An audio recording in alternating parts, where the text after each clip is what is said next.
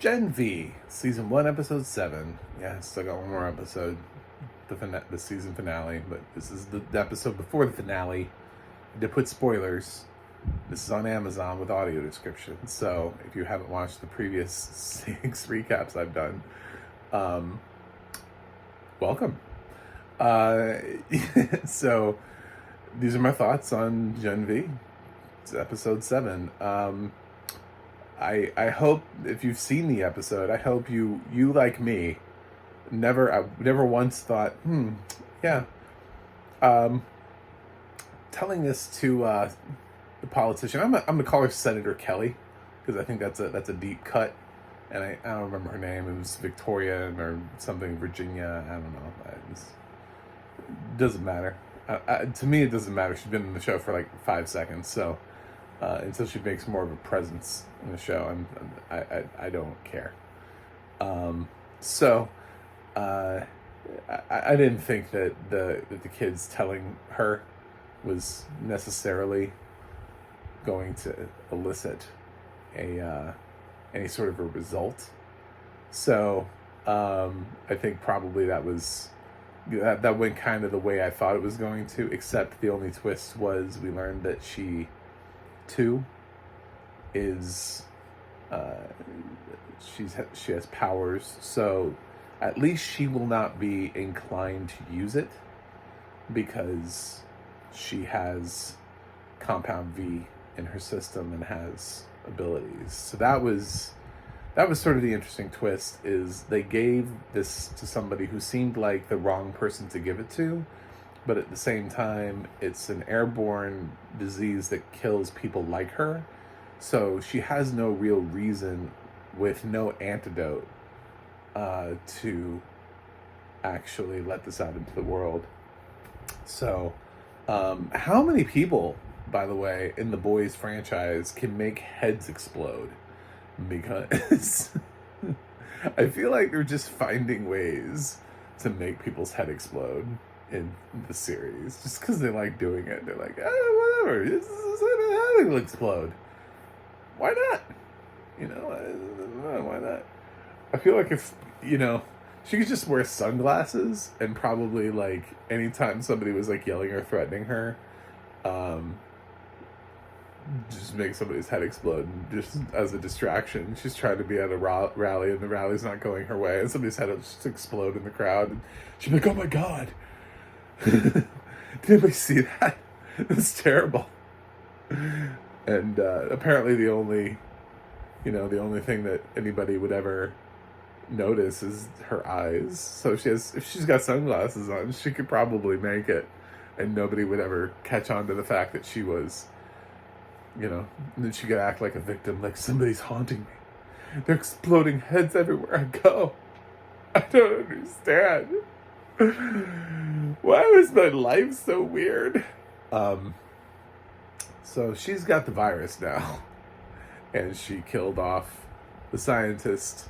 We should just be like really obvious where that scene was going. So you're the only one that knows how to make this? Yeah, I'm the only one. This is all of it. You gave me all of it. There's nothing else that's lingering out. Yeah, I gave you all of it. Yeah, so I'm good. I'm going into witness protection, right? Oh yeah, definitely, absolutely. That's where you're going. After I explode your head, that's where. I could tell where that scene was going. That guy was an idiot. Meanwhile, we got rid of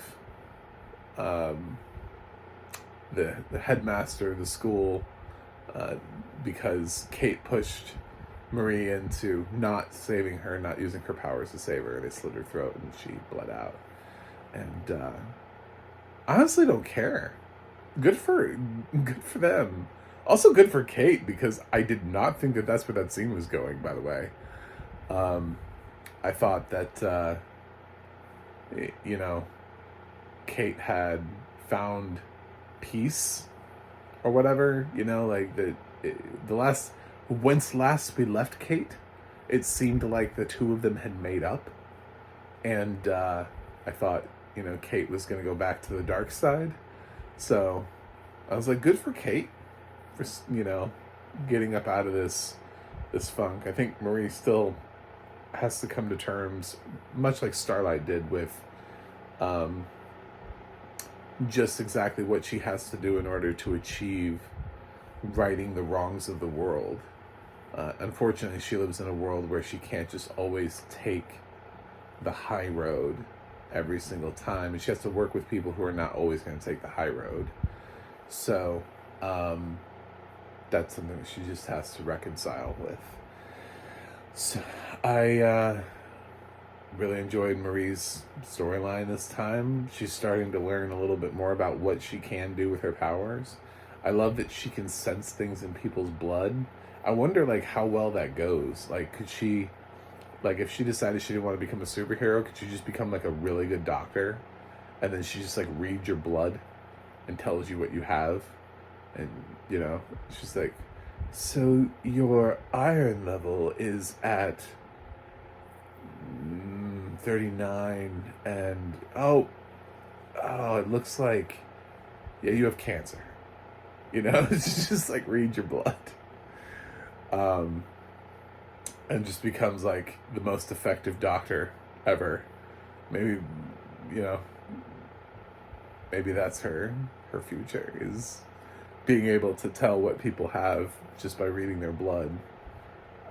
She could definitely figure out blood diseases, I would think, you know. So, but that was a nice little party trick that she learned while figuring out also that Senator Kelly, who, I hope you guys get that reference. I hope there's at least one person that gets the Senator Kelly reference.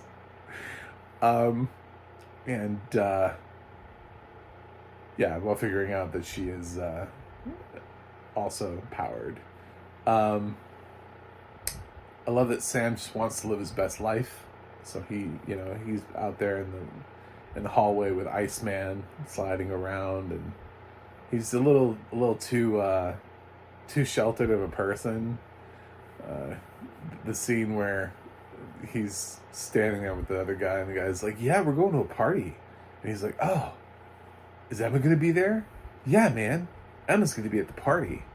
It's like, damn it, dude, why are you dumb? Like, why are you dumb? Emma said she was coming back to her dorm. Why would she go to a party and then come back to, you know what I'm saying? Like, why?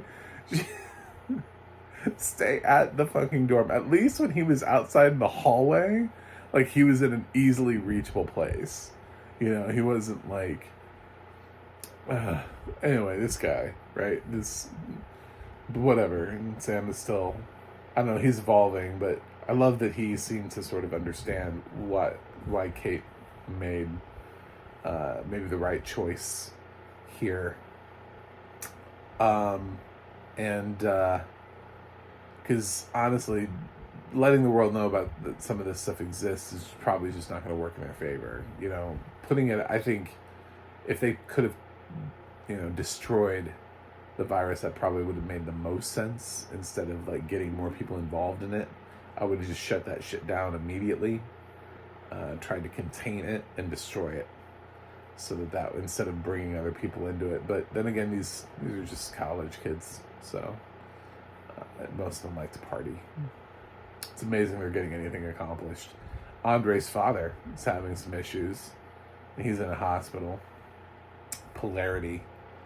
I don't know what's wrong with Polarity, but Sean Patrick Thomas is not that old. So, it's just not... He's from Save the Last Dance, okay? That movie's not that old. It's like 22 years ago. He was playing a high schooler. This is not, I don't know why he's dying of old age or whatever he's dying of at Polarity. So I want to know, because I know shenanigans. And they're like, "I'm sorry, son, your father, he has this terminal illness. Usually is afflicted with older people, but we're not really sure how old Sean Patrick Thomas is, but we're gonna portray him as a much older character." So anyway, that's what Andre's got to deal with, and That's pretty much the whole group. Emma just kind of, I mean, like her privacy was just kind of being violated by Sam, although she likes to be violated by Sam. So maybe that was like appropriate, but Sam playing with like versions of her underwear didn't really do anything for me. I'm just gonna be honest. I didn't think it was funny. I didn't really think it was anything. I was like, this. Does she not have a TV for him to watch? Does she not have anything in her room remotely interesting, like, to do? Cards? Can he play solitaire? Like, what? She has nothing in her life. She doesn't have like a book to read. He's just like alone in the room, and he's like, well, shit, I'm gonna play with her clothes. All right, make that choice. So yeah, and of course Jordan in this. I love that Jordan's like, yeah, I'll cause a distraction. Jordan's distraction is just to start a fight. That's great. Jordan's awesome. Jordan's growing on me a lot. I love Jordan. But really, this is a collection of characters that I actually enjoy following. Whereas in The Boys, I feel like I'm following like some of the worst people all the time. I'm just like, why do I have to follow these people? Why are these characters still around? You know, I'm just like the whole time I'm like, what is going on? At least with Gen V, I actually like some of the characters I'm following. I'm like, oh, that's a change from the original series to the spinoff. So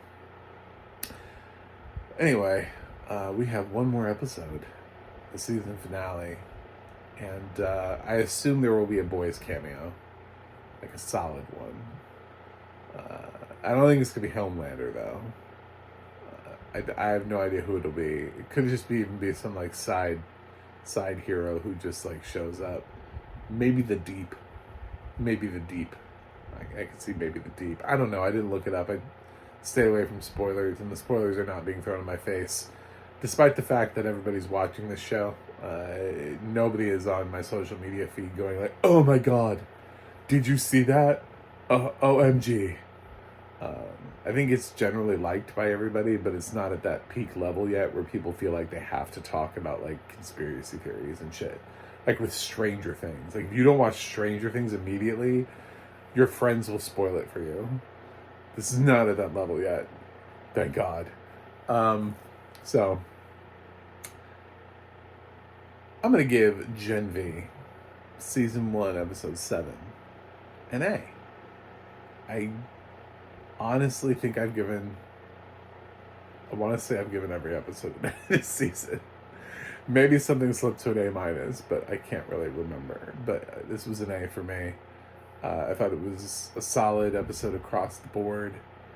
I enjoyed everything that they were doing. I am obviously still concerned about the existence of this airborne virus, but I think that's something that maybe they wanted to introduce in Gen V so that they can reintroduce it into the Boys. I think that's meant more for the Boys. Because everybody, whenever somebody comes up with the virus, they just go, Homelander? So, it's like, they just want a way to take out Homelander. That's it. I feel like if they could just get rid of Homelander, that everybody would just be like, alright, well, we're good now. The rest of the superheroes are not nearly as big a dicks as he is, so we'll just move on with our lives. And got rid of Homelander. But they're never going to get rid of Homelander, not until the Boys' final season. I'm convinced it's not going to happen. So, even if you look at a show like Billions, that brought back the great Bobby Axelrod for its final season, like they gotten rid of him a little too early, and they were like, this series really needs to be these two going at it for the final season. So they brought Bobby back. Yeah, sometimes you know who your main villain is, and you got to go out on that note. It felt very weird, for example, in The Walking Dead, that Rick Grimes, that they didn't find him by the series finale. Just felt very weird that was still like a door that was left open. Like really, we couldn't. You have to make his damn limited series so badly that you can't bring him back for the final episode. These people. So, thanks for watching. I'll be back next week with the season finale of Gen V. Until then, I'll see you guys on the other side.